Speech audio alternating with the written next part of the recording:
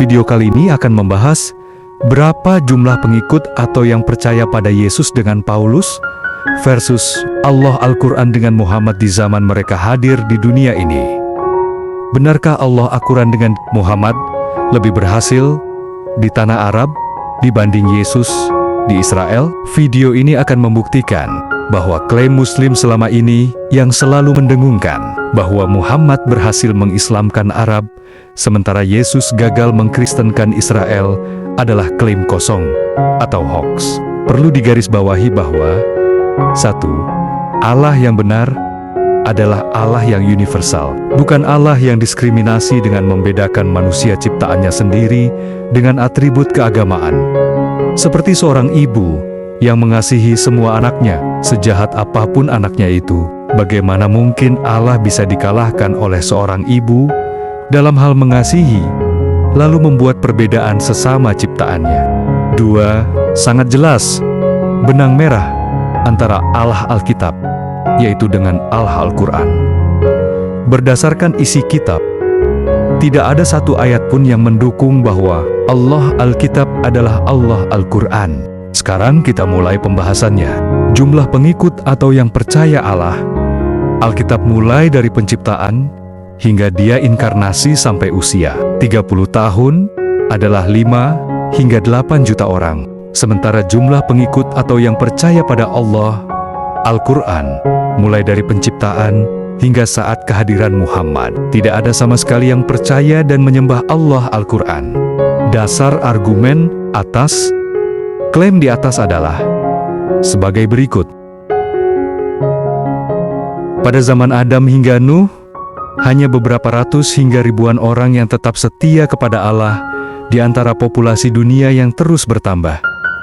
Adam dan Hawa serta keturunannya mengenal Allah Yahweh, tetapi manusia mulai menjauh darinya. Set anak Adam melahirkan garis keturunan tetap menyembah Allah. Lihat kitab Kejadian 4 ayat 26. Dan bagi Set juga lahir seorang anak laki-laki, dan ia menamainya Ines. Waktu itulah orang mulai memanggil nama Tuhan. Kejadian 4 ayat 26. Nuh dan keluarganya 8 orang adalah satu-satunya yang benar di mata Tuhan saat air bah tahun 2500 sebelum Masehi. Dan Nuh mendapat kasih karunia di mata Tuhan. Kejadian 6 ayat 8. Dan oleh karena itu Tuhan menyelamatkan Nuh. Berfirmanlah Yahweh, masuklah ke dalam bahtera, engkau dan seisi rumahmu, sebab engkau telah kulihat benar di hadapanku di antara orang zaman ini. Jumlah pengikut Allah sangat kecil pada zaman ini. Hanya segelintir orang yang tetap setia. Tuhan memanggil Abraham dan menjadi bapa bangsa Israel. Berfirmanlah Yahweh, aku akan membuat engkau menjadi bangsa yang besar dan memberkati engkau serta membuat namamu masyhur, dan engkau akan menjadi berkat. Yakub dan keturunannya berkembang menjadi bangsa Israel. Orang-orang yang ada bersama-sama dengan dia, beserta kambing domba dan lembu sapinya, sangat banyak jumlahnya. Kejadian 46 ayat 6. Bangsa Israel di Mesir bertambah banyak, tetapi makin ditindas, makin bertambah banyak dan berkembang mereka, sehingga orang merasa takut kepada orang Israel itu. Keluaran 1 ayat 12. Keturunan Yakub 12 suku Israel berkembang dengan jumlah yang banyak selama perbudakan di Mesir. Keluaran 12 ayat 37. Pada masa ini, penyembah Allah Yahweh terbatas pada keturunan Abraham dan beberapa orang non-Israel yang percaya kepada Allah Yahweh. Pada masa ini, jumlah orang yang percaya kepada Allah Yahweh meningkat pesat dari satu keluarga menjadi sekitar 2 juta orang. Alkitab dan logika akan menjawab, dasar dari perhitungan 2 juta orang adalah sebagai berikut. Dalam kitab Keluaran 12 ayat 37, Musa mengatakan orang-orang Israel berangkat dari Rameses ke Sukot. Kira-kira 600.000 orang laki-laki berjalan kaki, tidak termasuk anak-anak. Selanjutnya Musa berkata, kitab Bilangan 1 ayat 46, jumlah orang yang dicatat dari bangsa Israel yang berumur 20 tahun ke atas Semua yang sanggup berperang ialah 603.550 orang. Ayat di atas hanya mencakup laki-laki dewasa, sementara perempuan dewasa, anak-anak dan lansia tidak dimasukkan. Sekarang kita gunakan logika berdasarkan demografi perempuan dewasa. Biasanya, peradaban kuno, jumlah laki-laki dan perempuan hampir seimbang, rasio 1:1. Jadi ada sekitar 600.000 perempuan dewasa, anak-anak. Dalam masyarakat agraris, seperti Israel kuno, keluarga biasanya memiliki banyak anak. Jika rata-rata setiap pasangan memiliki 3-4 anak, maka jumlah anak bisa mencapai lebih dari 1 juta. Orang tua dan lansia, meskipun angka harapan hidup lebih rendah daripada zaman modern, ada kemungkinan sekitar 100.000 sampai 200.000 orang tua dan lansia yang masih hidup. Orang non-Israel yang ikut bergabung dalam Keluaran 12 ayat 38 menyebutkan bahwa banyak orang dari berbagai bangsa turut dengan mereka. Dengan dasar ayat Alkitab dan logika demografi maka 1. Laki-laki dewasa 600.000 orang, 2 wanita dewasa 600.000 orang, 3 anak-anak 800.000 hingga 1,2 juta orang. 4. Orang tua dan lansia 100.000 hingga 200.000 orang. 5. Orang non-Israel yang ikut 50.000 hingga 100.000 orang. Total perkiraan 2 hingga 2,5 juta orang. Ini adalah metode perkiraan populasi yang masuk akal berdasarkan pola keluarga dan demografi. Di zaman Daud, Israel berkembang menjadi kerajaan besar, lalu bertambah banyaklah orang-orang Israel dan orang-orang Yehuda, seperti banyaknya pasir di tepi laut. 1 Raja-Raja 4, ayat 20. Pada puncaknya, populasi Israel lebih dari 2 juta orang, atau di atas jumlah saat Nabi Musa membawa Israel dari Mesir. Allah menjaga umatnya meskipun dalam pembuangan di mana Sang Yahweh berfirman, Aku sendiri yang akan mengumpulkan sisa-sisa kawananku dari segala negeri, kemana aku telah mencerai-beraikan mereka, dan aku akan membawa mereka kembali kepada mereka. Sisa-sisa Israel yang kembali dari pembuangan seluruh jemaah bersama-sama ada 42.360 orang, Ezra 2 ayat 64. Jumlah orang yang tetap setia kepada Allah Yahweh menurun drastis selama pembuangan, tetapi mulai bertambah lagi setelah mereka kembali ke Yerusalem. Tapi di luar Israel, yang setia pada Yahweh berkembang di Persia dan Babilonia. Pada masa ini, jumlah orang yang menyembah Allah Yahweh mungkin ratusan ribu hingga beberapa juta, tetapi tetap terbatas pada bangsa Yahudi dan beberapa orang non-Yahudi yang percaya. Jumlah orang Yahudi yang menyembah Allah Yahweh tetap besar, termasuk di Israel, Mesir, Persia, Yunani, dan Roma. Hingga Yesus berumur 30 tahun, orang-orang Yahudi di seluruh dunia ada sekitar 5-8 juta orang. Sumber historis. Sejarawan Yahudi Romawi, Flavius Josephus, tahun 37-100 Masehi, menulis dalam bukunya The Jewish War bahwa jumlah orang Yahudi di seluruh Kekaisaran Romawi lebih dari 4 juta orang yang tersebar di seluruh Kekaisaran Romawi. Sensus Romawi dan data dari Tacitus. Sejarawan Romawi Tacitus memperkirakan bahwa jumlah penduduk Yahudi di Palestina sekitar 600.000 sampai 1 juta pada abad pertama Masehi. Jika ditambah dengan komunitas Yahudi di diaspora di luar Palestina, jumlah total Yahudi bisa mencapai 5-7 juta.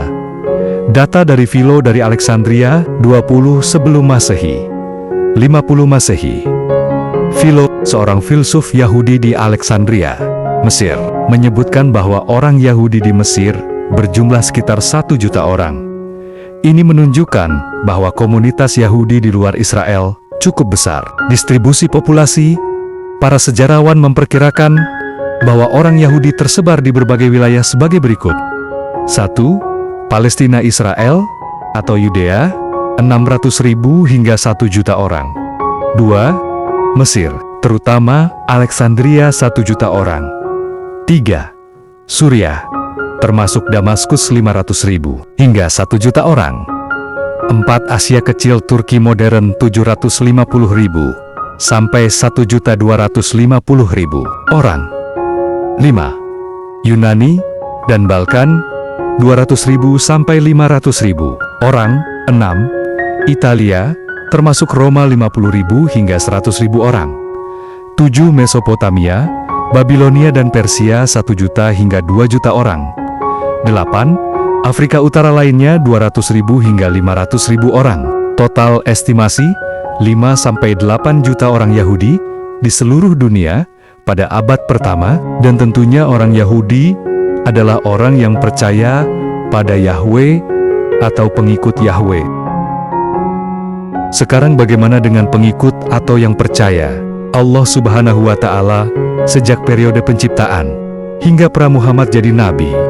Seperti yang dikemukakan di awal bahwa pengikut atau yang percaya pada Allah Subhanahu wa Ta'ala adalah nihil atau tidak ada pengikut.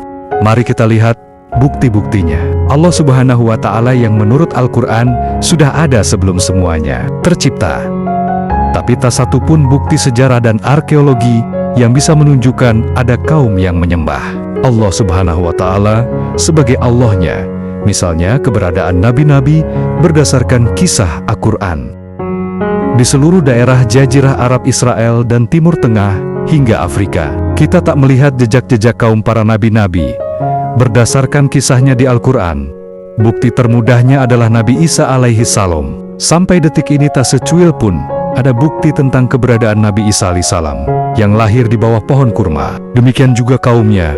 Sampai saat ini tak ada jejak-jejak keberadaannya. Lokasi mereka, cara ibadah mereka, tempat ibadah mereka, kitab atau isi pengajaran mereka, semuanya tak ada. Bukti lain lagi yang sangat mudah, yaitu kita tak akan pernah mendapatkan atau melihat bukti-bukti adanya penyembahan kepada Allah Subhanahu wa Ta'ala sesuai konsep ketuhanan yang dipercaya Islam. Selain Kristen dan Yahudi, maka bentuk penyembahan dan tempat menyembah semuanya bersifat berhala yang berbentuk kuil, patung, dan benda lainnya. Itu artinya bahwa isi Al-Quran adalah bersifat teologis, yaitu kepercayaan tanpa bukti, atau pengimanan tanpa bukti yang nyata. Jadi hanya percaya dan imani. Jumlah pengikut Yesus pada pelayanan Yesus 3 tahun versus selama kenabian Muhammad 23 tahun.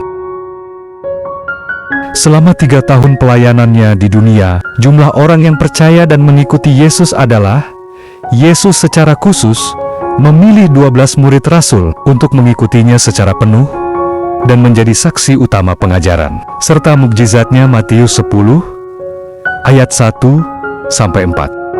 Selain ke-12 rasul, ada 72 murid lainnya yang diutus oleh Yesus untuk memberitakan Injil dan melakukan mujizat dalam namanya. Lukas 10 ayat 1. Yesus memberi makan 5.000 orang laki-laki, belum termasuk wanita dan anak-anak, dengan 5 roti dan 2 ikan. Matius 14 ayat 13-21. Sisa makanan 12 bakul.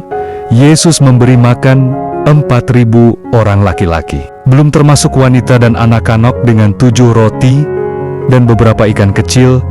Sisa makanan 7 bakul. Matius 15 ayat 32-39. Markus 8 ayat 1-10. Dengan data di atas, maka mari kita hitung berdasarkan demografi. Jumlah laki-laki dewasa disebutkan secara eksplisit dalam Alkitab 5.000 dan 4.000. Jumlah wanita pada zaman itu, populasi pria dan wanita biasanya seimbang, tetapi dalam peristiwa keagamaan, pria lebih dominan. Namun, kita bisa memperkirakan sekitar 80% sampai 100% dari jumlah pria. Jumlah anak-anak, keluarga Yahudi cenderung memiliki banyak anak. Jika setiap keluarga memiliki rata-rata 1-2 anak yang ikut serta, kita bisa memperkirakan jumlah anak-anak sekitar 50% sampai 100% dari jumlah pria. Perhitungan estimasi. 1. Yesus memberi makan 5.000 orang laki-laki. Wanita 80%, hingga 100% dari laki-laki, berarti berjumlah 4.000 hingga 5.000. Anak-anak 50% hingga 100%. Dari laki-laki, berarti berjumlah 2.500 hingga 5.000. Total estimasi 11.500 hingga 15.000 orang.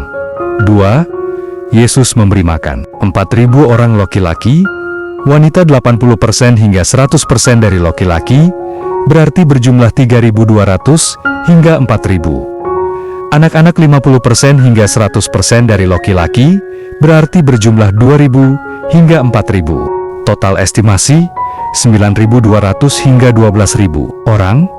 Jadi total 27.000 orang. Orang-orang yang percaya secara pribadi kepada Yesus sepanjang pelayanannya. Banyak orang percaya kepadanya seperti Nikodemus percaya kepada Yesus karena pengajarannya yang mendalam dan pernyataannya sebagai anak Allah. Yohanes 3 ayat 3-8. Yohanes 3 ayat 16.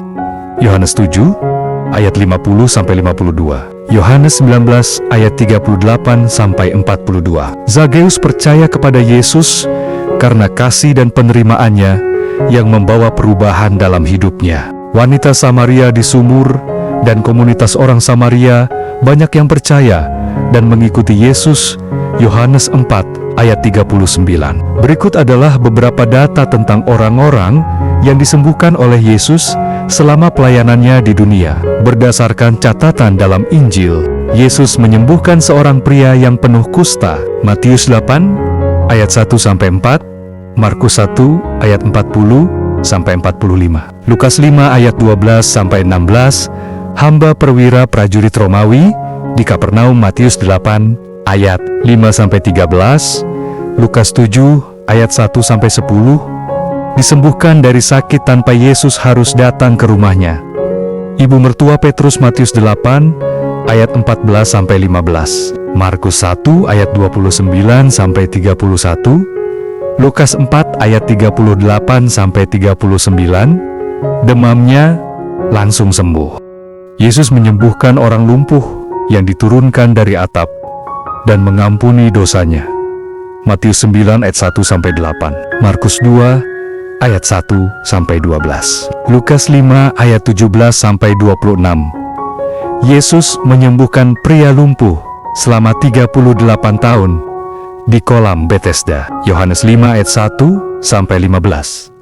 Yesus menyembuhkan seorang wanita yang mengalami pendarahan selama 12 tahun setelah menyentuh jubahnya. Matius 9 ayat 20-22, Markus 5 ayat 25-34, Lukas 8 ayat 43-48. Berdasarkan catatan Alkitab, Yesus melakukan 39 mukjizat, termasuk Yesus menyembuhkan banyak orang di Kapernaum, Galilea, dan penyembuhan besar-besaran di Gensaret, di mana semua yang menyentuh jubahnya sembuh.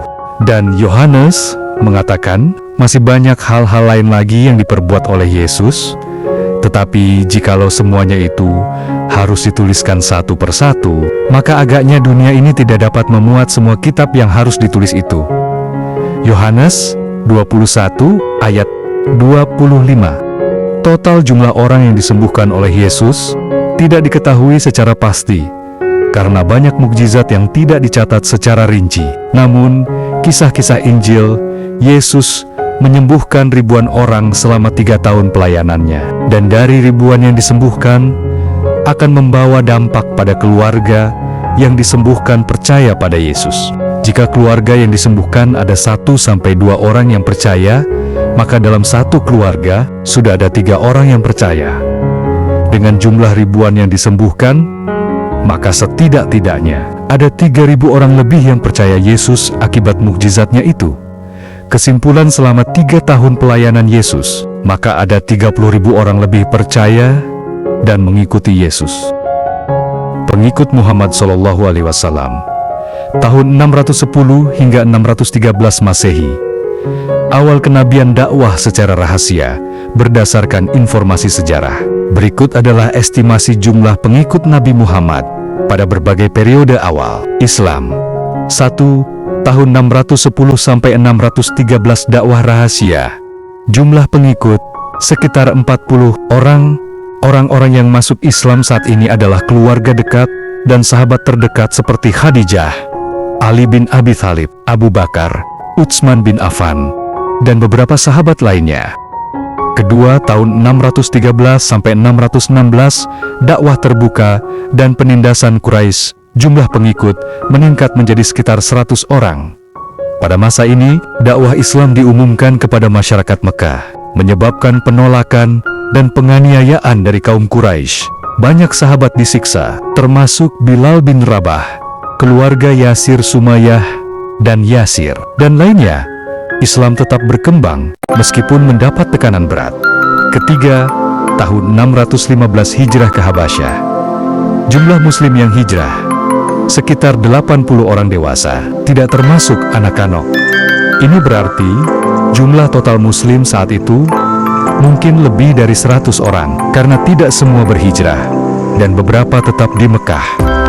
Keempat, tahun 616 sampai 619, pemboikotan di lembah Abu Thalib. Jumlah pengikut diperkirakan sekitar 200 orang. Umar bin Khattab dan Hamzah bin Abdul Muthalib masuk Islam, yang memperkuat posisi Muslim di Mekah. Muslim mengalami pemboikotan ekonomi dan sosial oleh kaum Quraisy, menyebabkan penderitaan berat. Namun, Islam terus berkembang meskipun situasi sulit. Kelima, tahun 621 sampai 622 Baiat Aqobah dan persiapan hijrah ke Madinah. Setelah Baiat Aqobah II, sekitar 75 orang dari Madinah masuk Islam dan siap menerima Nabi serta kaum Muslim di kota mereka. Sampai di sini pengikut Muhammad berkisar 300 orang.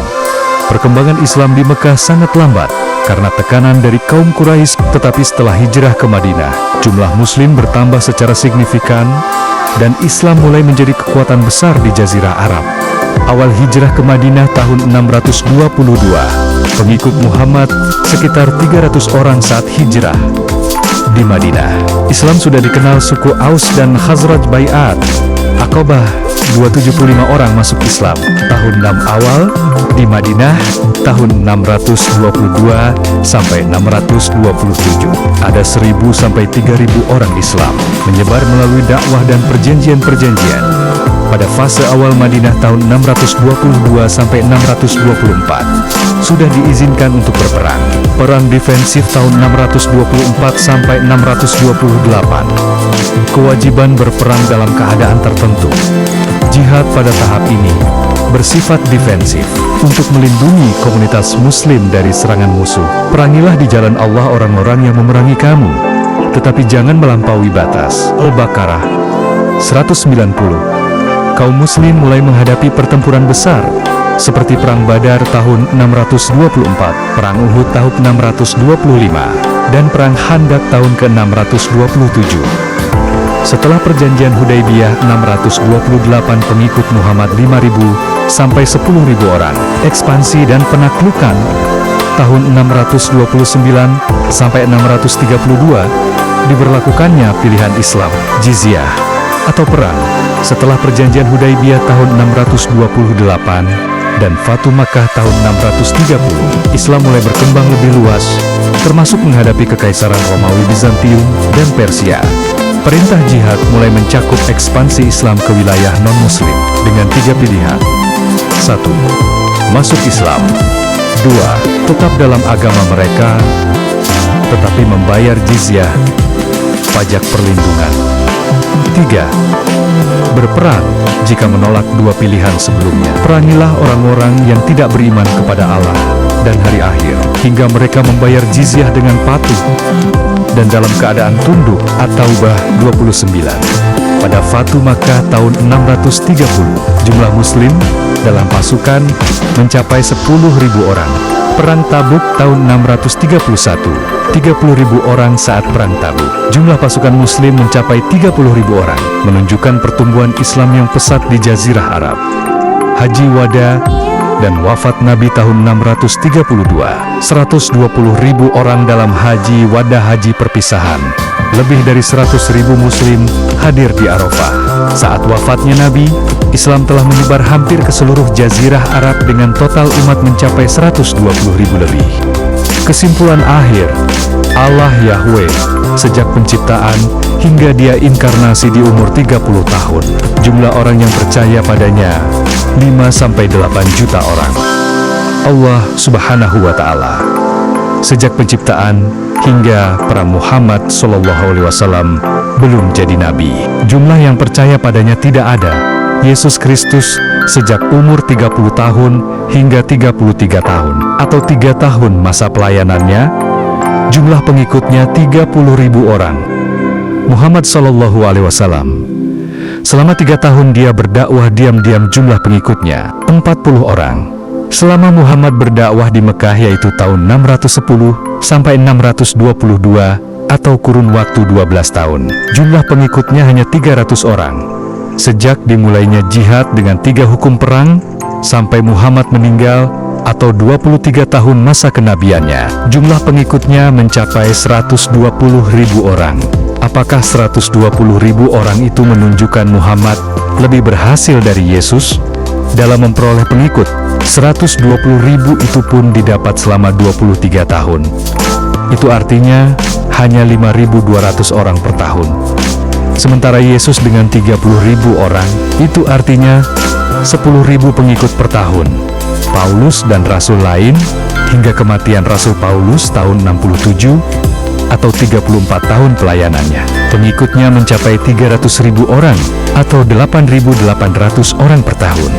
Dalam hal ini, Yesus Kristus unggul jauh. Poin terpentingnya adalah baik Yesus maupun para rasulnya tak ada melakukan peperangan atau penaklukan. Daerah penginjilan Rasul Paulus dan muridnya, Samaria, Antiokhia, Siprus, Asia Kecil, Turki modern, Makedonia, dan Yunani, Babilonia, Persia, India, dan Mesir, dan daerah lain. Muhammad SAW tanpa perang atau penaklukan hanya mendapatkan pengikut 100 orang selama 12 tahun. Jumlah yang sangat kecil, hanya 8 orang per tahun. Secara global, sejak kematian Yesus tahun 30 hingga tahun 380 atau 350 tahun, jumlah Kristen mencapai 50 juta orang. Bahkan kerajaan Romawi menjadi milik Kristen tanpa penaklukan dan perang. Dan kaisarnya mendapat kasih karunia Yesus Kristus. Penginjilan dilakukan dengan cara misi damai dan komunikasi. Islam gagal dengan cara ini. Islam berhasil karena pedang atau perang dan penaklukan. Simak video berikut ini. Subhanallah, semalam ada yang bertanya pada saya di Kalibata City waktu saya ngisi taklim di sana. Ustadz, bagaimana pendapat Ustadz bila ada orang-orang Nasrani yang mengatakan Islam itu diekspansi dengan pertumpahan darah, dengan jihad? Kalau seandainya ada orang Nasrani, Yahudi, semua orang kafir yang mengatakan kepada Anda Islam dikembangkan, diekspansi dengan pertumpahan darah, katakan iya. Memang iya. Karena banyak orang Islam, subhanallah, kayak orang yang ketakutan kalau dikatakan Islam itu disebarkan dengan pedang. Saya katakan ikhwas sekalian, memang Islam dikembangkan dengan pedang. Jihad itu dikumandangkan memang dari dulu. Karena memang Rasul sendiri mengatakan, aku diperintahkan untuk memerangi manusia sampai mereka mengucapkan syahadat, asyhadu an la ilaha illallah wa anna muhammadar rasulullah. Sekarang diserahkan pada penilaian masing-masing. Dengan akal yang sehat, tentunya disertai nurani. Keberhasilan seperti apa yang sesungguhnya yang patut dikatakan berhasil secara angka atau jumlah pengikut, jelas-jelas Yahweh, Yesus, dan para rasulnya lebih unggul. Dan yang lebih spektakuler lagi, keunggulan ini diperoleh 1. Tanpa ekspansi militer atau perang. 2. Tanpa penaklukan. 3. Tanpa penjajahan. 4. Tanpa penganiayaan. 5. Tanpa pemaksaan. Justru sebaliknya, para rasul dan murid rasul yang tersiksa, teraniaya, disalib, dipenggal dan dibunuh para non-Kristen, termasuk Yahudi, hingga tahun 380 Masehi, di mana saat itu Islam belum ada. Akhir kata, apapun yang kita lakukan dan perbuat, dan seperti apa hasilnya, jika itu dilakukan dengan kasih yang diajarkan Yesus Kristus, maka itulah keberhasilan yang sejati dan hakiki dan yang paling patut dibanggakan. Yesus berfirman, Kasihilah musuhmu